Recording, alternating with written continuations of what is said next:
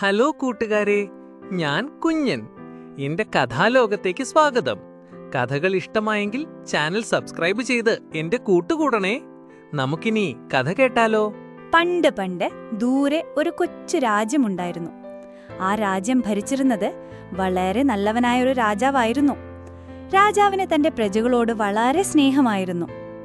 നല്ലവനായ രാജാവിന്റെ ഭരണത്തിന്റെ കീഴിൽ ജനങ്ങളെല്ലാം വളരെ സന്തോഷത്തിലായിരുന്നു ജീവിച്ചിരുന്നത്.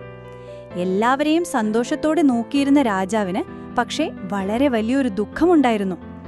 വിവാഹം കഴിഞ്ഞ് ഒരുപാട് വർഷങ്ങൾക്ക് ശേഷവും രാജാവിനും രാജ്ഞിക്കും കുട്ടികളുണ്ടായിരുന്നില്ല.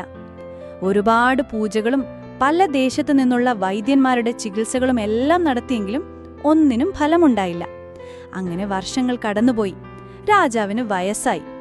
രാജാവിന്റെ കാലശേഷം അടുത്ത രാജാവ് ആരാകണം എന്ന ചർച്ചകൾ നാട്ടിലും മന്ത്രിസഭയിലുമെല്ലാം ചർച്ചയായി. ഇതെല്ലാം കണ്ടുകൊണ്ടിരുന്ന രാജാവിന് തന്നെ അനന്തരാവകാശിയെ കണ്ടെത്താൻ സമയമായെന്ന് മനസ്സിലായി. രാജാവ് അടുത്ത ദിവസം തന്നെ തന്റെ രാജ്യത്തിലെ യുവാക്കളെ മുഴുവൻ വിളിച്ചു വരുത്തി. തന്റെ ഭരണത്തിൻ കീഴിൽ മിടുക്കന്മാരായ ഒരുപാട് യുവാക്കളുണ്ടെന്നത് രാജാവിന് അഭിമാനമുണ്ടാക്കുന്നതായിരുന്നു.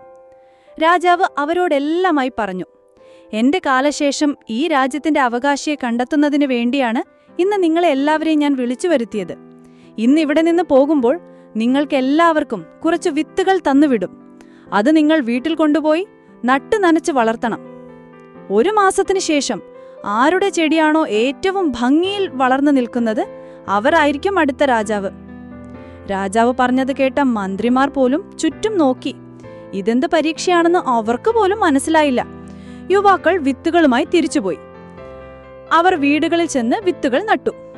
ദിവസങ്ങൾക്ക് ശേഷം യുവാക്കൾ ഒരുമിച്ച് കൂടുന്ന സ്ഥലങ്ങളിലെല്ലാം തങ്ങളുടെ ചെടികളുടെ വലിപ്പത്തെക്കുറിച്ചും ഭംഗിയെക്കുറിച്ചുമെല്ലാമായി സംസാരം. എന്നാൽ ആ കൂട്ടത്തിൽ അഭിമന്യു എന്നൊരു യുവാവുണ്ടായിരുന്നു. അവന്റെ വിത്ത് മാത്രം ദിവസങ്ങൾ കാത്തിരുന്നിട്ടും മുള പൊട്ടുകയോ വളരുകയോ ചെയ്തിട്ടില്ലായിരുന്നു. അവൻ അത് കണ്ട് വളരെ സങ്കടത്തിലുമായിരുന്നു. അങ്ങനെ രാജാവ് കൊടുത്ത 1 മാസം കടന്നുപോയി. രാജാവ് ഓരോരുത്തരുടെ വീടുകളിലാണ് സന്ദർശിച്ചത്. ഓരോ വീട്ടിലും വളരെ ഭംഗിയുള്ളതും വ്യത്യസ്തവുമായ ചെടികളുണ്ടായിരുന്നു. രാജാവ് അങ്ങനെ അഭിമന്യുവിന്റെ വീട്ടിലും എത്തി. അവിടെ ചെടികളൊന്നുമില്ലായിരുന്നു. രാജാവ് അങ്ങനെ എല്ലാ വീടുകളും സന്ദർശിച്ച് തിരികെ പോയി. പിറ്റേന്ന് രാജാവ് നാട്ടിലെ ജനങ്ങളെ മുഴുവൻ വിളിച്ചു വരുത്തി. എന്നിട്ട് തന്റെ തീരുമാനം അറിയിച്ചു. എന്റെ കാലശേഷം ഈ നാടിന്റെ രാജാവായി തെരഞ്ഞെടുത്തിരിക്കുന്നത് അഭിമന്യു എന്ന ചെറുപ്പക്കാരനെയാണ്. ഈ സമയം രാജാവിന്റെ ഭർത്യന്മാർ അഭിമന്യുവിനെ ആൾക്കൂട്ടത്തിൽ നിന്നും രാജാവിന്റെ അടുത്തേക്ക് ആനയിച്ചു. മറ്റു യുവാക്കളെല്ലാം അതിശയത്തോടെ ചോദിച്ചു, ഞങ്ങളുടെ ചെടികളെല്ലാം മുളച്ചതും വളരെ ഭംഗിയുള്ളതുമായിരുന്നു. ഇവന്റേത് മുള പോലും പൊട്ടാത്തതും പിന്നെങ്ങനെയാണ് ഇവന്റെ രാജാവായി അവരോധിക്കുന്നത്?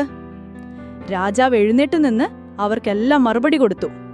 എന്റെ കാലശേഷം രാജാവായി വരുന്ന എന്റെ പിൻഗാമിക്ക് മുഖമുദ്രയായി സത്യസന്ധത വേണമെന്ന് എനിക്ക് നിർബന്ധമുണ്ടായിരുന്നു. അതുകൊണ്ടാണ് ഇത്തരമൊരു പരീക്ഷണത്തിന് ഞാൻ തയ്യാറായത്. അന്ന് നിങ്ങൾക്കെല്ലാം ഞാൻ തന്നുവിട്ടത് പുഴുങ്ങിയ വിത്തുകളായിരുന്നു. അതെത്ര നാൾ വെള്ളമൊഴിച്ചാലും വളമിട്ടാലും വളരില്ല.